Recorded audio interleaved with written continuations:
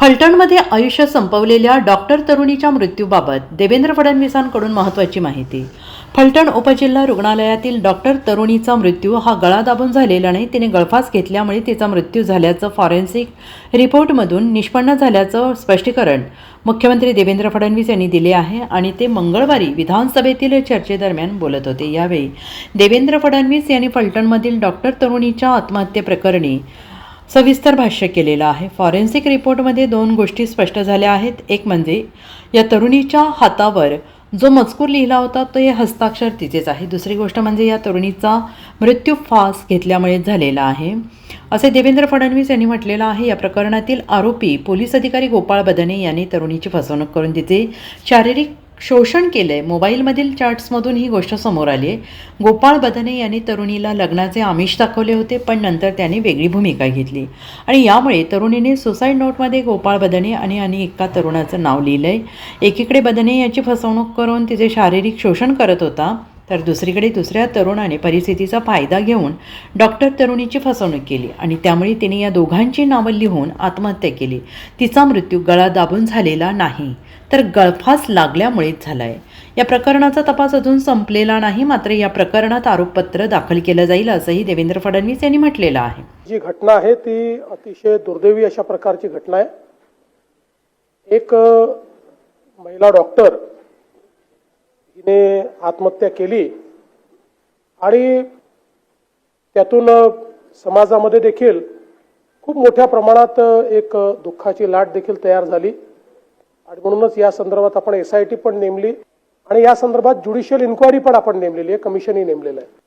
आत्तापर्यंतच्या तपासामध्ये जे 3 मुद्दे सन्माननीय सदस्यांनी या ठिकाणी उपस्थित केले, त्यात फॉरेन्सिकचा जो रिपोर्ट आलेला आहे त्या रिपोर्टप्रमाणे त्या डॉक्टर महिलेने जे काही तिच्या हातावर लिहिलेलं आहे ती तिचीच हँडरायटिंग आहे या संदर्भात निष्पन्न झालेला आहे, तसा रिपोर्ट आलेला आहे। दुसरा जो काही विषय या ठिकाणी त्यांनी मांडला की हे जे काही आरोपी आहेत त्या आरोपींनी दबाव आणला का, तर मुळामध्ये या सगळ्या केसमध्ये हे जे पोलीस अधिकारी बदने आहेत, या बदनेंचं एक प्रकारे जी काही आता आपल्याकडे माहिती आलेली आहे, चॅट्स आलेले आहेत, त्या सगळ्याच्यात तिची फसवणूक करून आणि शारीरिक शोषण केल्याचं आपल्याला लक्षात येत आहे बदनेंनी आणि त्यातनं मग म्हणजे लग्नाचं आमिष दाखवणं वगैरे अशा सगळ्या गोष्टी झालेल्या त्यात लक्षात येतात आणि त्यातनं नंतर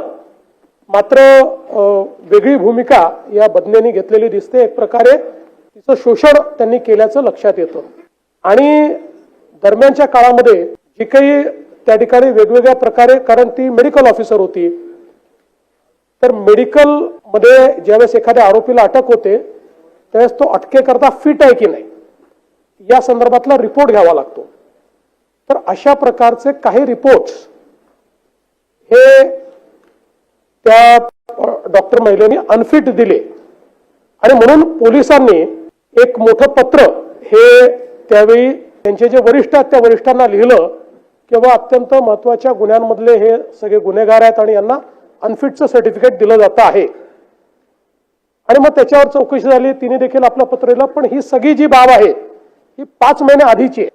आत्ता जे काही सुसाईड आपल्याला त्या ठिकाणी दिसत आहे त्यामध्ये एकीकडे बदनेनी केलेली फसवणूक आहे आणि दुसरीकडे त्या सगळ्या परिस्थितीचा फायदा घेऊन जो दुसरा आरोपी आहे त्या आरोपीनेही एक प्रकारे तिची फसवणूक केलेली आहे आणि म्हणून त्या दोघांचं नाव लिहून त्या ठिकाणी या महिलेने ही आत्महत्या केलेली आहे। यामध्ये आतापर्यंतचे जे काही रिपोर्ट्स आहेत त्या 2 गोष्टी फॉरेन्सिकच्या रिपोर्ट्समध्ये क्लिअर झालेल्या आहेत। पहिलं की गळफास लावून, म्हणजे स्ट्रँग्युलेशन नाहीये, गळफास लावून या ठिकाणी केलेली हा मृत्यू आहे आणि दुसरं हातावर जे काही लिहिलेलं आहे ते अक्षर त्या महिलेचेच आहेत। अशा पद्धतीने या 2 गोष्टी आतापर्यंत तपासामध्ये आलेल्या आहेत।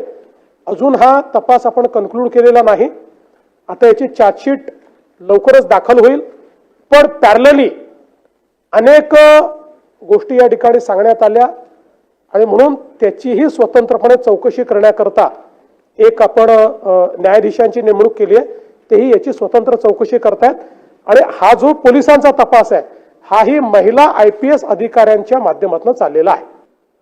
Bureau report SBN Marathi, Phaltan.